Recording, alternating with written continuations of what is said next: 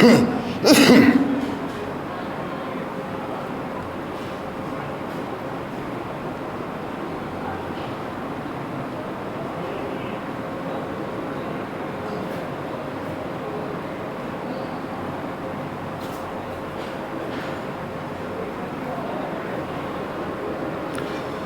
باللہ من الشیطان اللعین الرجیم بسم اللہ الرحمن الرحیم الحمد للہ رب العالمین الصلاة والسلام علی اشرف الانبیاء والمرسلین سیدنا و نبینا مولانا بالقاسم محمد صلی علی محمد وآلہ الطیبین الطاہرین المعصومین المظلومین ومن یومنا هذا إلى يوم الدین اما بعد وقد قال اللہ سبحانہ وتعالی وقوله الحق بسم اللہ الرحمن الرحیم وكل شيء احصيناه في امام مبين صلوات بجیبا صلی علی محمد عزاداران مظلوم کربلا، سورہ مبارکہ یاسین کی 12ویں آیت کا آخری جز مسلسل آپ کی خدمت میں عرض کیا جا رہا ہے۔ اس ذیل میں کچھ باتیں کہ اللہ نے تمام علوم کو امام مبین میں جمع کر دیا۔ جس کو بھی علم کی ضرورت ہے اس کو کائنات میں تلاش کرنا پڑے گا کہ وہ کون ہے کہ جس کے پاس ساری کائنات کا علم ہے۔ پریشانی کی کوئی بات نہیں ہے، آسانی سے پتہ چل جائے گا کہ وہ کہ جس کے پاس ساری کائنات کا علم ہے وہی کہتا ہوا نظر آ رہا ہے، سلونی سلونی قبل ان تفقدونی، پوچھ لو اس سے پہلے کہ تم مجھے کھودو۔ اندازہ لگایا آپ نے؟ میرے دوستوں اور عزیزوں، ان کے علم کا کیا کہنا؟ اگر کوئی ان کے دروازے سے منسلک ہو جائے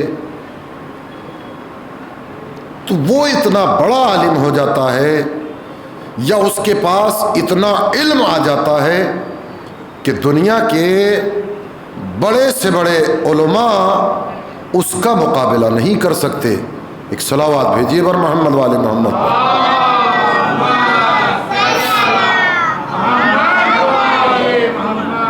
اندازہ لگایا آپ نے؟ ہم کیوں ان ہستیوں کی طرف جھکتے چلے جاتے ہیں، اپنی جانیں قربان کرنے کے لیے تیار ہیں؟ اس لیے کہ اللہ نے ان کو اس بلند مرتبے پر فائز کیا ہے۔ دنیا کا طریقہ یہ ہے کہ محبت ہر کوئی سے نہیں کرتا، لیکن محبت کرنے کے لیے کسی کے لیے بھی کوئی نہ کوئی خصوصیت ہوتی ہے۔ اب کائنات کی جتنی خصوصیات ہیں اللہ نے وہ تو آل محمد کو عطا کی ہیں۔ اب بڑا ہی بدبخت ہوگا وہ انسان کہ جو خوبیوں کو چھوڑ کر خامیوں کی طرف چلا جائے۔ صلوات بھیجیے نبر محمد والے محمد۔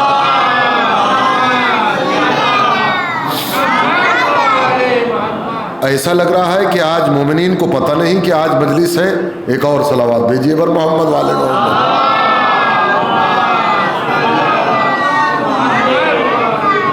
لہذا میری گزارش ہے کہ جو بھی مجلس کے لیے آئے ہیں وہ امام بارگاہ میں تشریف لے آئیں، صلوات اور بھیجیے ان کے استقبال کے لیے۔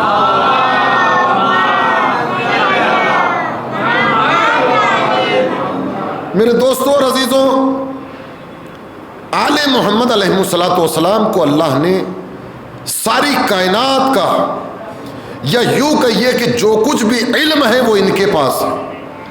اب لوگ کہتے ہیں کہ علم غیب نہیں جانتے تھے. ارے وہ کوئی علم ہی نہیں کہ جو ان سے غائب ہو، بات ہی ختم کر دی.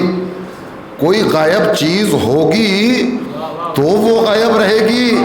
ان سے تو کائنات کی کوئی چیز غائب ہی نہیں. یہ میں نہیں کہہ رہا، آپ جو ہے وہ نہج البلاغہ کو پڑھ کر دیکھیے تو آپ کو پتہ چلے گا.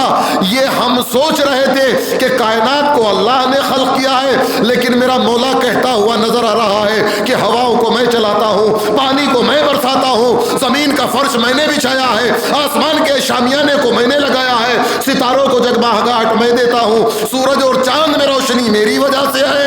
اور انتہا تو یہ کر دی کہ وہ بچے جو ماؤں کے شکم میں جنین ہیں ان کو شکل و صورت بھی میں دیتا ہوں. جب میں نے اپنے مولا کی اتنی ساری خصوصیات پڑھی تب جا کر مجھے اس بات کا یقین ہوا کہ میرا خدا کتنا بلند ہوگا کہ ایسا عالم، ایسا عظیم اس خدا کا سجدہ کر رہا ہے. صلوات بر محمد وآل محمد.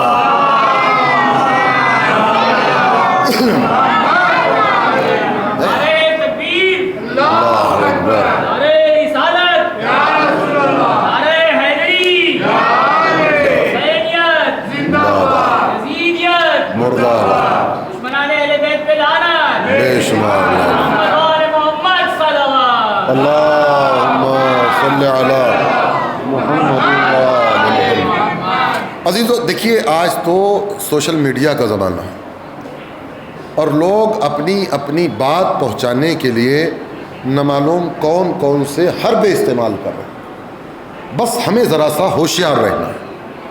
اچھا، جب کوئی ایسی بات ہوتی ہے تو ظاہر سی بات ہے کہ جوان بھی ناراض ہو جاتے ہیں، بزرگ بھی ناراض ہو جاتے ہیں، بچے بھی ناراض ہو جاتے ہیں اور ان کے دل کو ٹھیس پہنچتی ہے.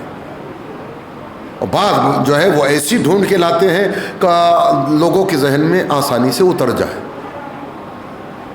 ابھی ایک شخص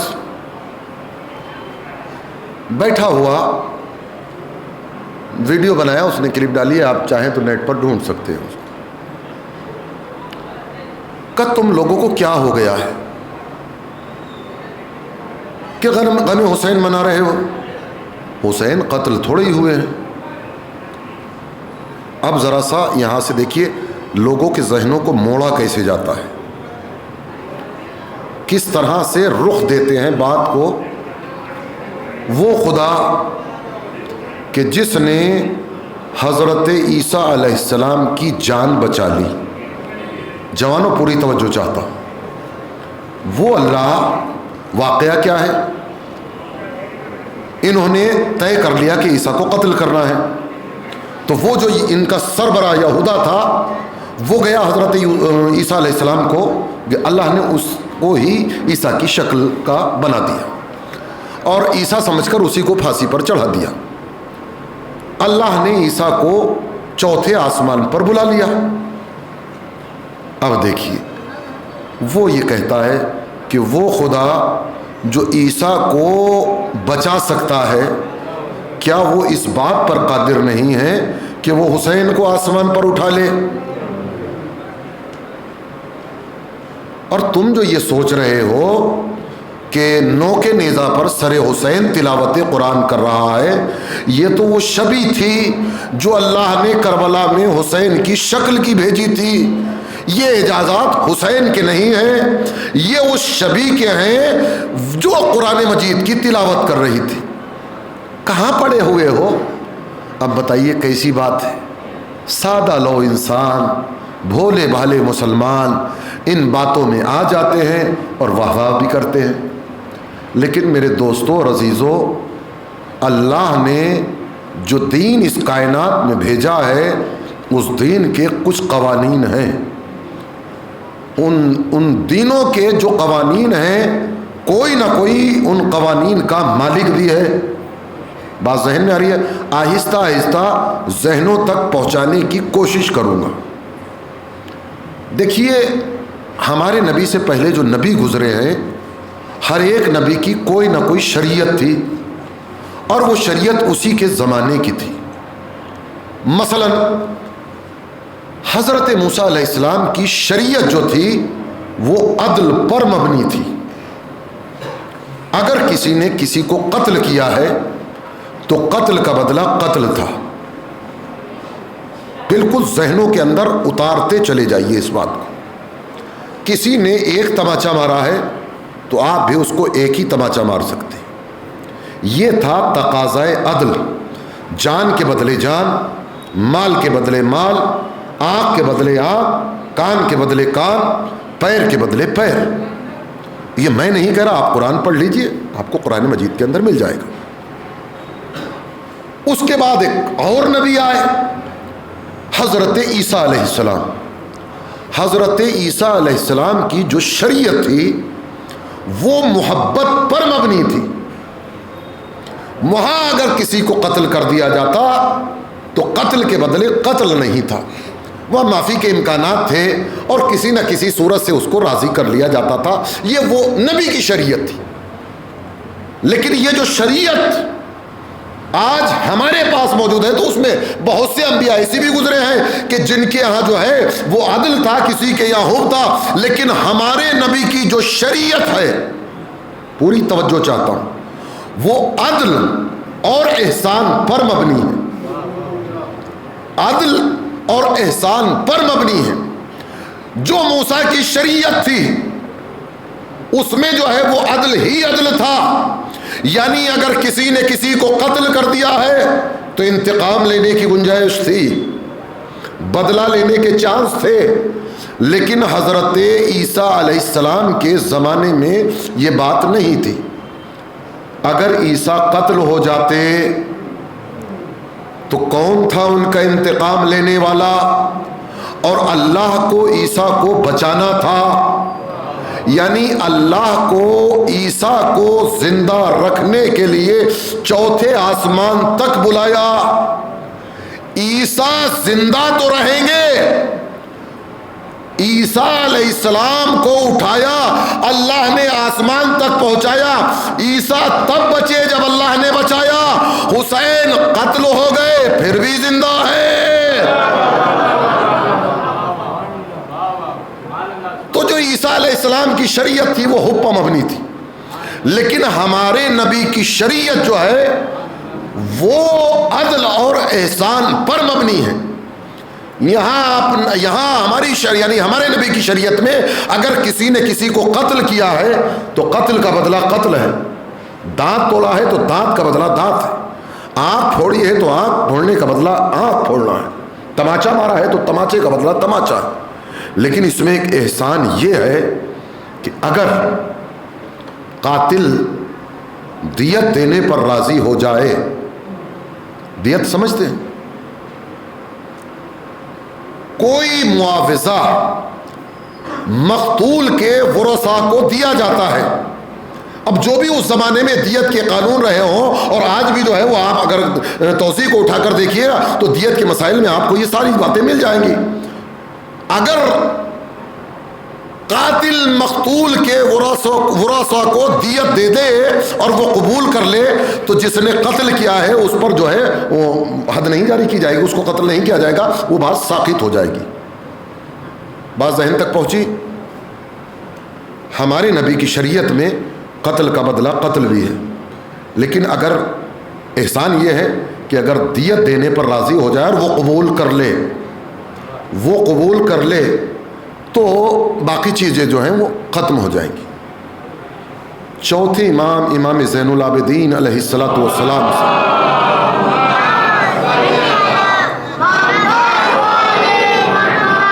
یزید نے جواہرات ڈال دیے. کہا اگر میں نے تمہارے بابا کو مارا ہے تو یہ دیت دینے کے لیے تیار ہو، قبول کر لیجئے. امام نے دیت کو رد کر دیا، انتقام کی گنجائش کو باقی رکھا. یہ امام نے دیت واپس نہیں کی، مختار کے لیے راستہ فراہم کر دیا. اب میں آپ کو ایک حدیث سناتا ہوں.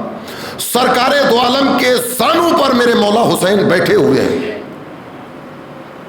امام حسین علیہ السلام کو سینے سے لگاتے ہیں، لب و دہن کا بوسہ لیتے ہیں، اور اس کے بعد ان صحابہ کو جو بیٹھے ہوئے تھے مخاطب کر کے کہتے ہیں کہ یہ میری آنکھوں کا نور ہے، یہ میرا میوہ دل ہے، اسی سے میری آنکھوں کو ٹھنڈک ملتی ہے، یہ میرا سرور ہے، اور جو اس کو قتل کرے گا، پوری توجہ چاہتا ہوں میرے دوستوں اور عزیزوں، جو بھی حسین کو قتل کرے گا اللہ قاتلان حسین سے اس طرح کا انتقام لے گا جیسے یحییٰ ابن زکریا کے قتل کے عوض میں اللہ نے 70,000 ظالموں کو، قاتلوں کو واصل جہنم کیا تھا۔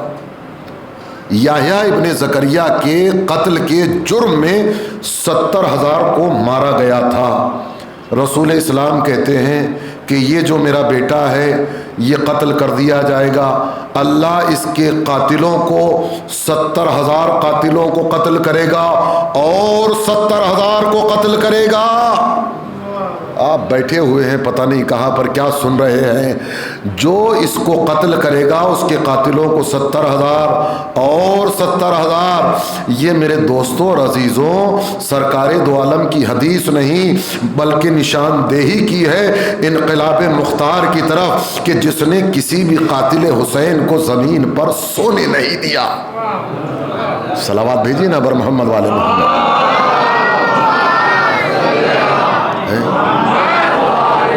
لیکن کچھ ملون قسم کے لوگ کہتے ہیں کہ مختار کو اجازت کہاں ملی، مختار کو چوتھے امام نے اجازت کب دی؟ یہ بات ذہن میں رکھیے گا۔ ایک شخص ہے جس کا نام تاریخ نے ابو سراح بتایا ہے،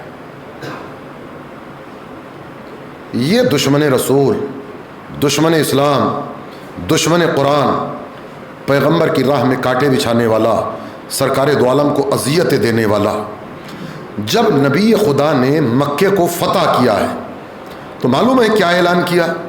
جو خانہ کعبہ کی حدود میں آ جائے اس کو معافی، جو مسجد جو ام ہانی کے گھر پہ آ جائے اس کو معافی، جو ہمارے علم کے نیچے آ جائے اس کو معافی، کھلی معافی دی تھی۔ لیکن سرکار دو عالم نے اس کو معافی نہیں دی، کہا اس کا خون جو ہے وہ تمہارے لیے مباح ہے۔ اب یہ تو دوستیاں ہیں، رشتہ داریاں ہیں کہ ایک ملعون نے اپنے گھر پر پناہ دی، ایک ملعون نے اپنے گھر پر پناہ دی۔ رشتہ داری کیا تھی؟ چچا کا بیٹا تھا، دوسری رشتہ داری یہ تھی کہ رضائی بھائی تھا، یعنی وہ عورت جو 2 بچوں کو دودھ پلاتی ہے علیحدہ علیحدہ وہ رضائی بھائی کہلاتے ہیں۔ بس ذہن میں آ گئی، اس نے اپنے گھر میں چھپا لیا۔ جب سرکار دو عالم مکہ میں تشریف فرما تھے فتح کے بعد تو یہ شخص لیے ہوئے نبی خدا کی بارگاہ میں آیا، چل بیعت کر، اسلام قبول کر، یہ تو لے کر چلا گیا۔ سرکار دو عالم نے بیٹھے ہوئے اصحاب سے کہا کہ تم میں کوئی ایسا مرد رشید نہیں تھا کہ جو اس کو قتل کر دیتا؟ کیا تم میں کوئی ایسا جوان مرد نہیں تھا کہ جو اس کو قتل کر دیتا؟ کہ اللہ کے نبی اگر آپ ہمیں اشارہ کر دیتے تو ہم قتل کر دیتے۔ ارے جس کو سرکار دو عالم نے جس کے خون کو مباح قرار دیا ہے پھر اجازت کاہیں کی؟ کہ تم میں کوئی مرد رشید ایسا نہیں تھا جو اس کو اٹھ کر قتل کر دیتا؟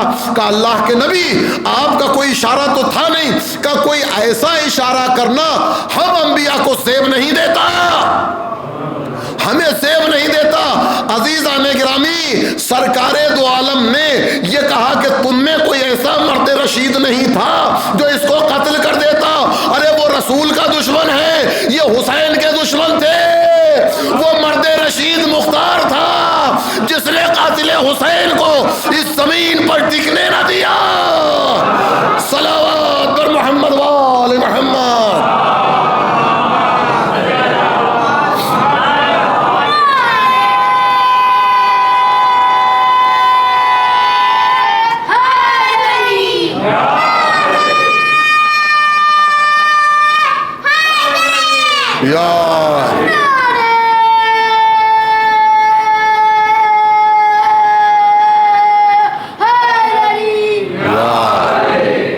دیکھیے وہ تو اس زمانے کی بات ہے، یہ اتنے سارے جوان بیٹھے ہوئے ہیں، اگر فی الفرض اور اللہ کرے ایسا ہی ہو جائے کہ کسی صورت سے شمر ملعون یا عمر سعد ملعون یا اور جتنے بھی یہ حجار ابن ابجر ہو یا پسر سعد ہو یا پسر مرجانہ ہو، ان میں سے پتہ چل جائے کہ کوئی چوک میں کھڑا ہوا ہے، کیا حالت ہوگی آپ کی؟ مجھ سے پوچھیں گے کہ مولانا کیا اس کو ماریں، شریعت کا فتویٰ کیا ہے؟ پوچھیں گے؟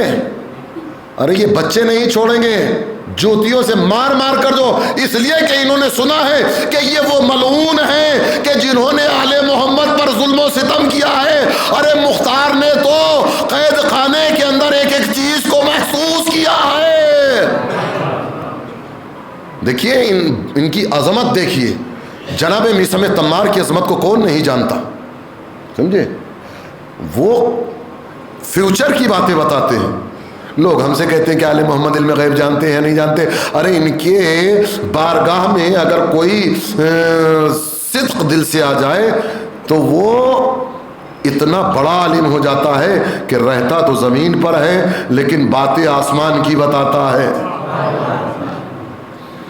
جناب میثم تمار بھی اور مختار بھی زندان ابن زیاد کے اندر ہے۔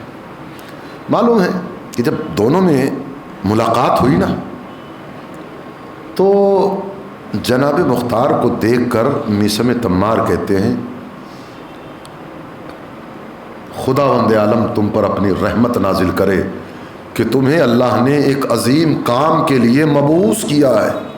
مبعوث کا لفظ، اللہ تمہارے ہاتھوں سے ایک عظیم کام، کیا کام ہے؟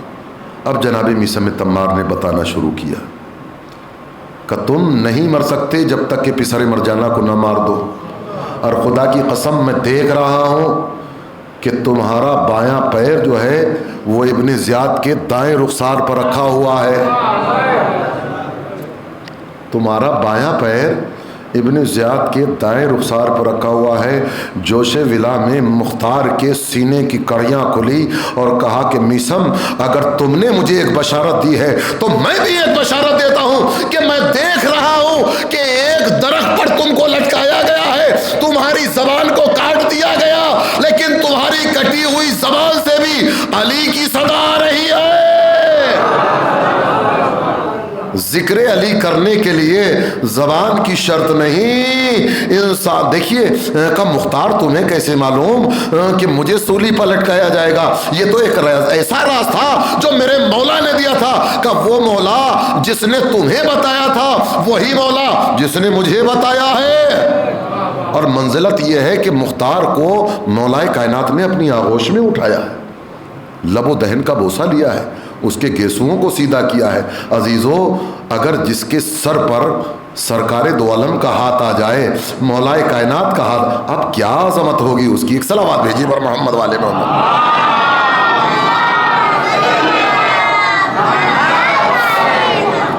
اندازہ لگایا آپ نے؟ جو ان کے دروازے سے منسلک ہو جاتا ہے اس کے علم کا کمال یہ ہوتا ہے کہ وہ دنیا کے بڑے بڑے علم کے جاننے والے کو ایسا زیر کر دیتا ہے کہ ان کو شرم کے مارے منہ دکھانا لوگوں کو گراں گزرتا ہے۔ ایک کردار بتاتا ہوں میں آپ کو، ہمارے چھٹے امام جعفر صادق علیہ السلام کا ایک غلام، اللہم صلی علی محمد، آپ کا ایک غلام یعنی چاہنے والا آپ کا، اس کی ایک کنیز ہے، تاریخ نے اس کنیز کا نام حسنیہ بتایا ہے۔ پورا واقعات کے ذہن میں آ گیا ہوگا اگر سنا ہوگا تو، لیکن ایک نتیجے تک جو ہے وہ میں آپ کو پہنچانا چاہتا ہوں۔ حالات دیکھیے، یہ کیسی عالمہ ہے اور اس نے علم کیسے پایا۔ یہ بذات خود چھٹے امام کی بارگاہ میں یا ان کے خانوادے کی بارگاہ میں تحصیل علم کے لیے کسی دن نہیں گئی، امام کے گھر میں آنا جانا رہتا تھا۔ صرف آنے جانے کا کمال یہ ہے اتنی بڑی عالمہ ہو گئی، پتہ چلے گا ابھی آپ کو۔ یہ جو امام کا غلام ہے، حالات کچھ ایسے ہو گئے کہ اب اخراجات बर्दाश्त करना मुश्किल है। हुस्निया से कहा कि मैं तुम्हें आज़ाद करना चाहता हूँ, इसलिए कि अब हमारे हालात ऐसे नहीं। तो हुजूर आप मुझे आज़ाद न कीजिए, मुझे आप बेच दीजिए। और बेचना भी किसी और के पास नहीं, आप हारून रशीद के दरबार में चलिए और वहाँ जाकर के मैं अपनी कनीज़ बेचना चाहता हूँ। वो पूछेगा कीमत कितनी है, तो बता देना कि 1000 अशरफियाँ कीमत है सोने की।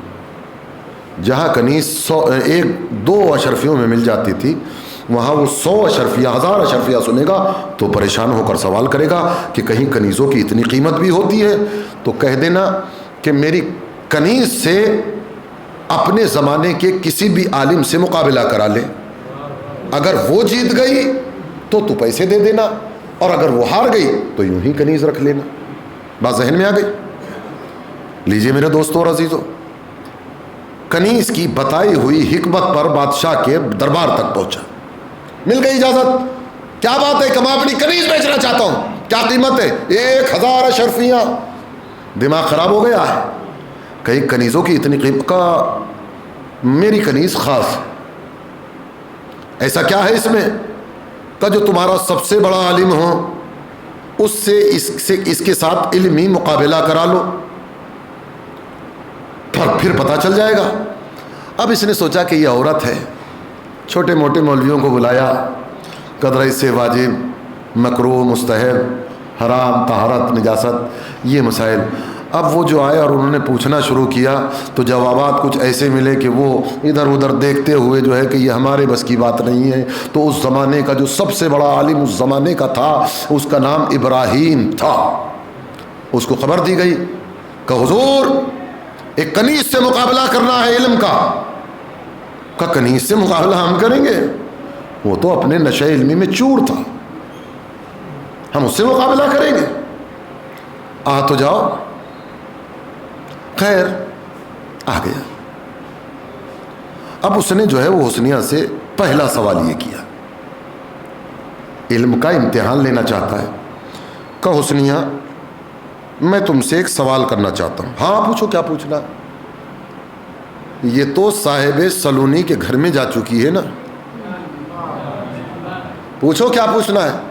कहा ये बताओ कि अली और अब्बास रसूलुल्लाह के चचा, जिनका वाक़या परसों मैंने आपकी खिदमत में अर्ज़ किया था, मीरास लेने के लिए जो आए थे बुज़ुर्ग, वही वो दरबार खिलाफत में गए और दोनों ने वारिस रसूल होने का दावा किया। हुस्निया ये बताओ कि इनमें सच्चा कौन था, झूठा कौन था? अब इसकी चाल बता दो। ये जो हारून रशीद है, ये रिश्ते में इन्हीं अब्बास का पोता है, बनी अब्बास इसीलिए तो कहलाते थे ना, इससे ज़्यादा डिटेल नहीं बताऊंगा। ये उनका पोता है, लिहाजा सवाल ये किया कि अगर ये अब्बास को बुरा कहे, उसने सवाल किया कि अली हक पर थे या अब्बास हक पर थे। दोनों ने विरासत का दावा किया है ना, दोनों में हक पर कौन था, बातिल पर कौन था। ये चाल इसने ये चली कि अगर ये अब्बास को बुरा कहती है तो कत्ल कर दी जाएगी, इसलिए कि हारून के दादा हैं वो, और अगर खुदा न खास्ता अली को कुछ कहती है तो ईमान चला जाएगा। आपने सोचा इसका सवाल?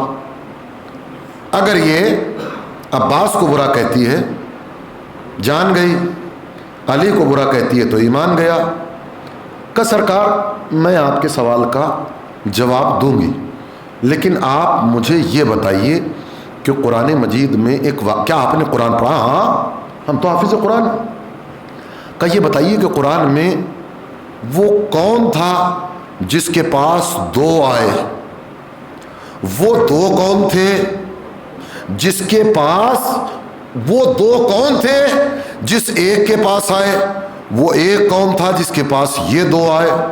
अच्छा तुम मालूम करना चाहती हो वो नबी हजरत दाऊद अलैहिस्सलाम थे और वो जो उनके पास 2 आए वो 2 फरिश्ते थे। का ये बताइए कि वो जो 2 आए थे ان میں حق پر کون تھا، باطل پر کون تھا، سچا کون تھا، جھوٹا کون تھا؟ ذہن تک پہنچ رہی ہے بات؟ کیسی باتیں کر رہی ہو؟ ارے وہ دونوں فرشتے تھے، وہ دونوں اللہ کے بھیجے ہوئے تھے، دونوں سچے تھے، دونوں حق پر تھے، تو پھر آئے کیوں تھے؟ وہ داؤد کی تنبیہ کے لیے آئے تھے،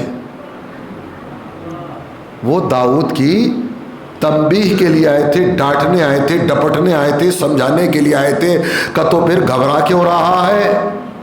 علی اور عباس وراثت کے لیے نہیں گئے تھے، وہ تو ان کو آئینہ دکھانے کے لیے گئے تھے۔ اے کاش تاریخ پہ آپ کی نگاہ ہوتی تو آپ بڑی آسانی کے ساتھ یہ بات سمجھ جاتے۔ عباس دیکھیے، اس نے کہا کہ یہ مجھے بتائیے کہ وہ دو کون تھے اور وہ ایک کون تھا؟ بتا دیا نا کہ وہ دو فرشتے تھے اور یہ حضرت داؤد علیہ السلام تھے۔ کہ یہ جو علی و عباس گئے ہیں وراثت کے لیے نہیں بلکہ خلیفہ کی تنبیہ کے لیے گئے، خلیفہ کی تنبیہ کے لیے گئے۔ کیوں گئے؟ اس لیے گئے کہ جب ہم چچا ہو کر وارث رسول نہ ہو سکے، جب ہم چچا ہو کر کہ اچھا یہ تو تم نے بتا دیا، یہ اور بتا دیجئے کہ انہوں نے کیا کہا؟ جن کے پاس علی و عباس گئے تھے انہوں نے کیا؟ چونکہ مولائے کائنات نے بھی وراثت کا دعویٰ کیا ہے، جناب عباس نے بھی وراثت کا دعویٰ کیا۔ اب حسنیہ کہتی ہے تو بتا کہ انہوں نے تو جو کہا وہ کہا، دربار والوں نے کیا کہا؟ کہ دربار سے آواز آئی کہ خدا کی قسم میں نے ان آنکھوں سے دیکھا ہے، ان کانوں سے سنا ہے کہ رسول اسلام نے ایک بار نہیں کتنی بار کہا میرا وارث علی ہے، میرا جانشین علی ہے، میرا خلیفہ علی ہے۔ صلوات بر محمد وآل محمد۔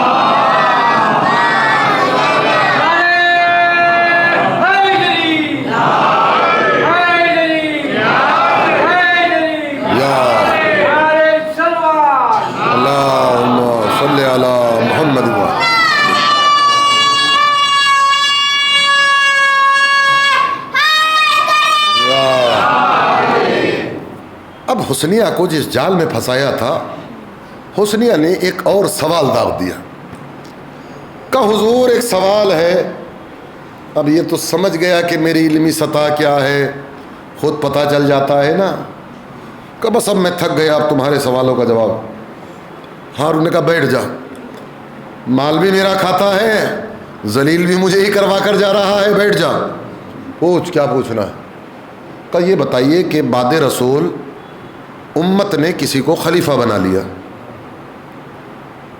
میں سوال یہ کرتی ہوں کہ یہ جو ان لوگوں نے خلیفہ بنایا انہوں نے صحیح کیا کہ غلط کیا؟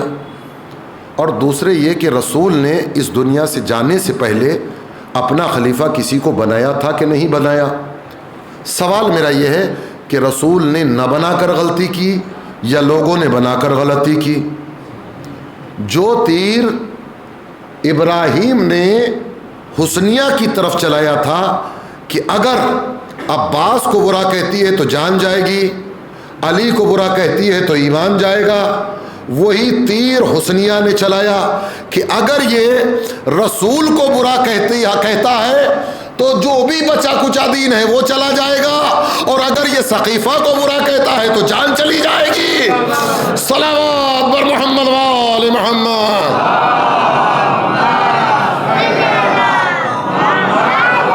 یہ تو ان کی کنیزوں کا علم تھا۔ میرے دوستوں اور عزیزوں، ابھی ایام اعزاں میں میں نے خطبہ مولا عباس علیہ السلام پڑھا، بی بی زینب سلام اللہ علیہ کا خطبہ پڑھا۔ دربار کا ایک منظر اور دکھاتا ہوں، 10 منٹ زیادہ سے زیادہ، لیکن جاگ کر سننا ہے۔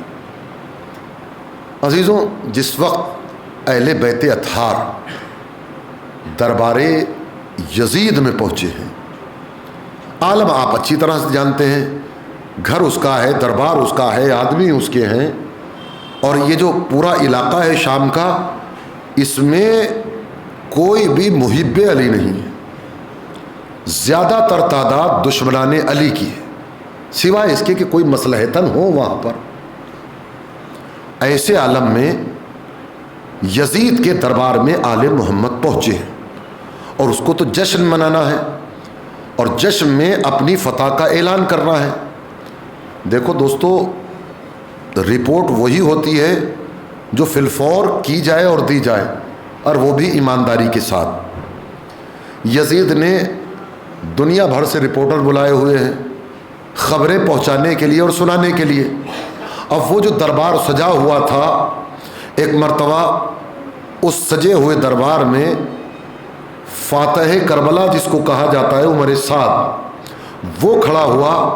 جب رپورٹروں نے سوال کیا کہ تو نے کربلا میں کیا کیا، تو عمر سعد کہتا ہے کہ کربلا میں تو ہمیں کچھ زحمت کرنے کی ضرورت ہی نہیں ہوئی، حسین ایک مختصر سے لشکر کے ساتھ تھے، ہم نے جو ہے وہ ہمارے لشکر کی کثرت دیکھنے کے بعد اپنی جان بچانے کے لیے کچھ جھاڑیوں کی تلاش کرنا چاہتے تھے، لیکن حسین کو وہ جھاڑیاں نہ ملی، ہم نے قتل کر دیا۔ یہ رپورٹ اگر اسی وقت قلم بند ہو جاتی تو آج رپورٹ کیا پہنچتی، نیوز کیا پہنچتی؟ عزیزوں، اس نے تو اتنا بیان کیا، اس سے پہلے کہ لوگ قلم بند کرتے، علی کی شیر دل بیٹی اپنی جگہ سے بلند ہوئی اور بلند ہونے کے بعد کہتی ہے، خاموش کذاب ابن کذاب، جھوٹے اور جھوٹے کے بیٹے، تو کہہ رہا ہے کہ ہم نے ذرا سی دیر میں حسین کو قتل کر دیا، حسین کو جان بچانے کے لیے کوئی چیز نہیں مل رہی تھی، چند لمحوں میں ہم نے حسین کا خاتمہ کر دیا۔ ارے دیکھ، ہم کربلا سے شام تک پہنچے ہیں، کربلا سے شام تک کوئی گھر ایسا نہیں ہے جس سے رونے کی آواز نہ آ رہی ہو۔ کسی کا بھائی مارا گیا، کسی کا بیٹا مارا گیا، کسی کا چچا مارا گیا، جا معلوم کر کس نے مارا، عباس نے مارا، اکبر نے مارا، قاسم نے مارا، حسین نے مارا۔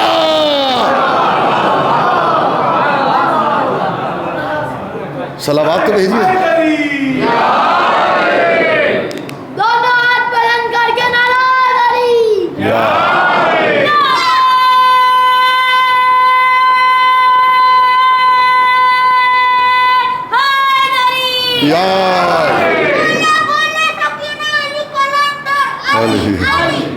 اندازہ لگ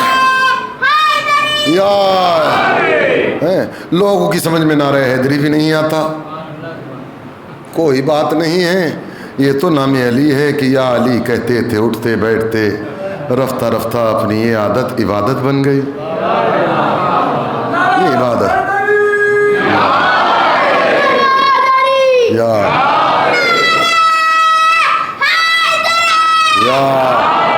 تو یزید ملعون کا دربار ہے اور وہ بتا رہا ہے، جب جناب زینب سلام تو نے وہ ظلم کیا کہ میں نے کوئی ظلم نہیں کیا، تمہارے بھائی نے میرے اختیارات کو نہیں مانا، لہذا قتل بنتا تھا، میں نے قتل کر دیا۔ کہ تو اختیارات کی بات کرتا ہے؟ اچھا، میں دیکھنا چاہتی ہوں تیرے کتنے اختیارات۔ یہ جو تیرا دربار ہے اس میں بڑے بڑے روشن دان ہیں، اس سے ہوا کی سنسناہٹ آتی ہے، اس کو بند کر تو میں کہوں۔ یہ جو تیرے سپاہیوں کے گھوڑے بول رہے ہیں، گھوڑے ہنا رہے ہیں، ٹاپوں کی آواز آ رہی ہے، اس کو بند کرا۔ یہ جو اونٹوں کے گلے میں گھنٹیاں پڑی ہوئی ہیں، اس کو بند کرا۔ جیسے ہی بی بی نے یہ جملہ کہا، وہ ہوا کیا بند کراتا، اس کی تو اپنی ہی ہوا نہ رہی۔ یہ ہوا بند کرا، یہ گھوڑوں کا شور، یہ اونٹوں کا شور، یہ لوگوں کی آوازیں، کہ یہ تو میرے بس کی بات نہیں ہے، کہ تو میرے بھائی کے اختیارات کی بات کرنا چاہتا ہے۔ شہزادی نے کہا، اسکت یا ساکن الہوا، اے ہوا خاموش ہو جا۔ ادھر اسکت کا لفظ کہا، بی بی نے ادھر ہوا کی آواز بند ہو گئی، گھوڑوں کی ٹاپوں کی آواز بند ہو گئی، اونٹ کے گلے میں پڑی ہوئی گھنٹیوں کی آواز بند ہو گئی، دربار میں جتنے بیٹھے ہوئے تھے پتھر بن گئے۔ جانور بن گئے. اس کی جان کو بیوی نے واپس کیا. تو اختیارات کی بات کرتا ہے. ارے ہمارے اختیارات دیکھ, حسین کے اختیارات دیکھ. یہ ہمارے اختیارات عزیزان گرامی, آپ نے اندازہ لگایا کہ ہم کتنا اختیار رکھتے ہیں؟ ارے یہ تو اتنے اختیارات اپنے پاس رکھتے ہیں کہ اگر یہ ہاتھ لگا دیں تو نہیں, ہاتھ لگانا تو دور کی بات, اگر ارادہ کر لیں تو دیوار سونے کی ہو جائے, ٹھوکر مار دے تو مردہ جی اٹھے. اور اگر بیٹے سے کہہ دے کہ میرے لال جاؤ, اس سے کہہ دو کہ واپس چلی جائے, ورنہ وہ کام انجام دوں گا کہ جس کو رسول کہہ کر گئے تھے. چونکہ مولا علی نے ارادہ کر لیا, اب چاہے اس کام کو انجام دیا کہ نہ دیا, کام ہو گیا. صلوات بر محمد وآل محمد.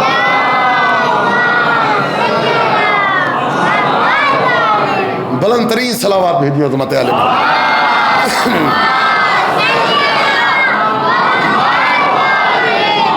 بس میرے دوستو اور عزیز, میں اپنی منزل پر آ گیا کہ وہ بی بی دربار میں اس کی حقیقت کو ایسے سامنے لا کر رکھ دیا.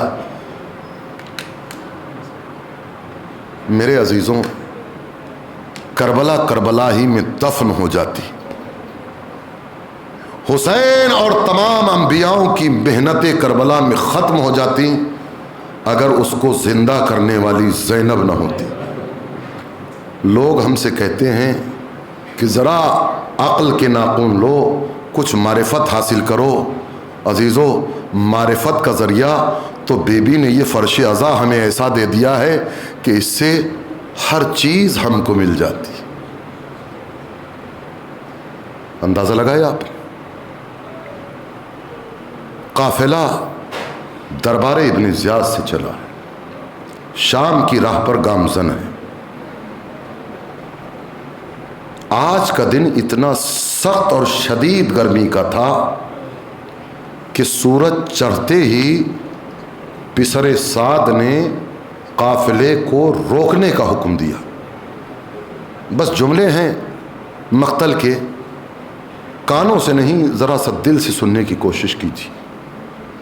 جیسے ہی قافلہ رکا, گرمی اتنی تھی کہ جانور بھی پریشان ہو رہے تھے.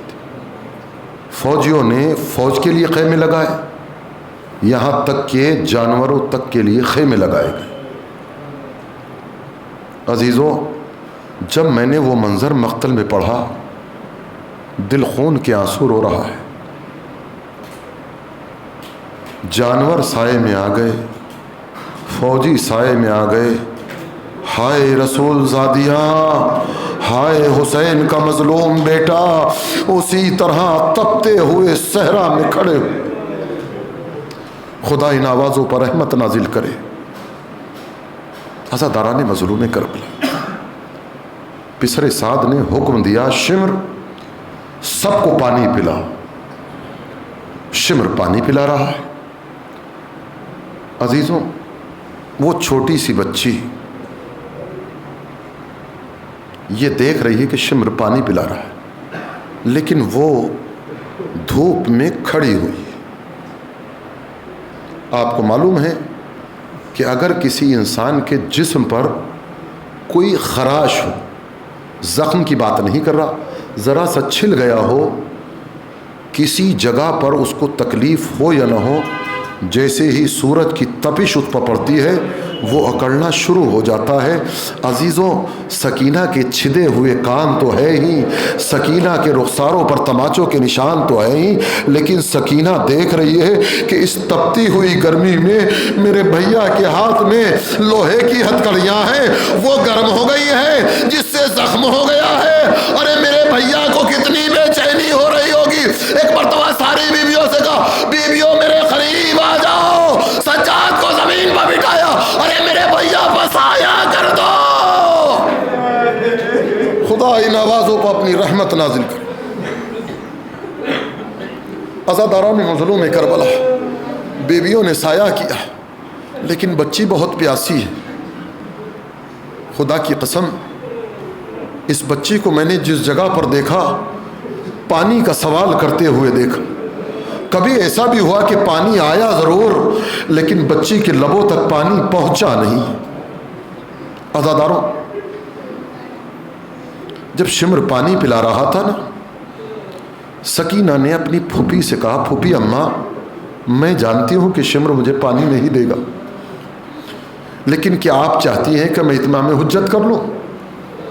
جاؤ میری لال، شاید شمر تمہیں پانی پلا دے. بچی شمر کے پاس آئی، شمر مجھے تھوڑا سا پانی پلا دے.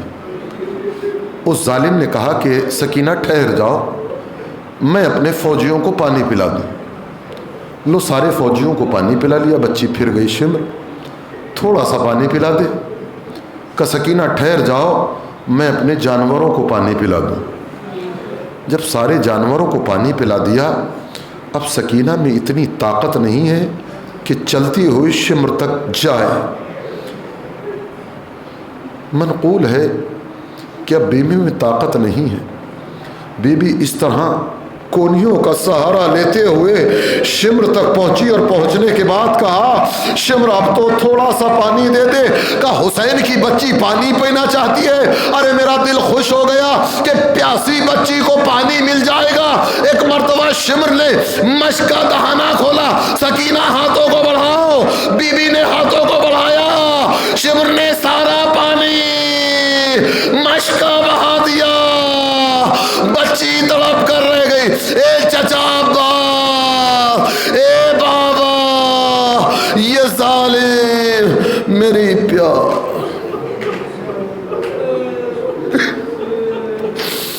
وَسَيَعْلَمُ الَّذِينَ ظَلَمُوا أَيَّامَ انقلب ينقلبون.